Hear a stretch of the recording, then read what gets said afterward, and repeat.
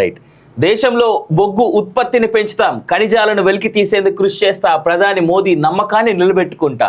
కేంద్ర బొగ్గు గనుల శాఖ మంత్రి కిషన్ రెడ్డి ఢిల్లీలోని శాస్త్రి భవన్లో బాధ్యతల స్వీకరణ. కేంద్ర హోంశాఖ సహాయ మంత్రిగా బాధ్యతలు స్వీకరించిన బండి సంజయ్.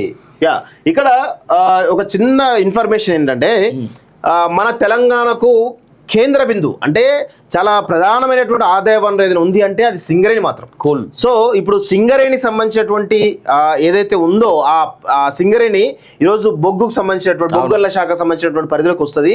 సింగరేణి ప్రైవేటీకరణ చేద్దామనేటువంటి ఒక పెద్ద ఎత్తున బలమైనటువంటి ఒక వాదన వినిపించింది గత 5 సంవత్సరాలుగా.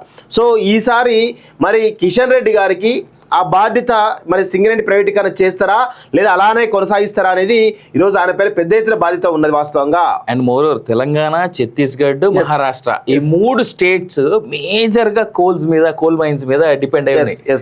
సో ఆయన ఏ రకంగా తీసుకోవడం చూడాలి.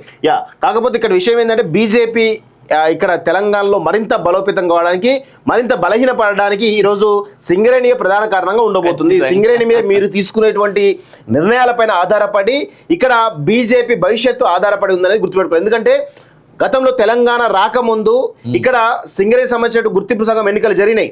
అక్కడ బీఆర్ఎస్ సంబంధించిన అప్పుడు టీఆర్ఎస్ ఉండే టీఆర్ఎస్ అనుబంధ సంస్థ టీజీబీకేఎస్ అనేటువంటి సంస్థ గుర్తింపు సంఘంగా ఎన్నికైన తర్వాత ఆ తర్వాత ఆర్టీసీలో టీఎంయూ ఎన్నికైన తర్వాత మొత్తం పరిణామాలన్నీ మారిన తర్వాత తెలంగాణ వచ్చింది. తెలంగాణ వచ్చిన తర్వాత టీఆర్ఎస్ పార్టీ అధికారంలో రావడం జరిగింది.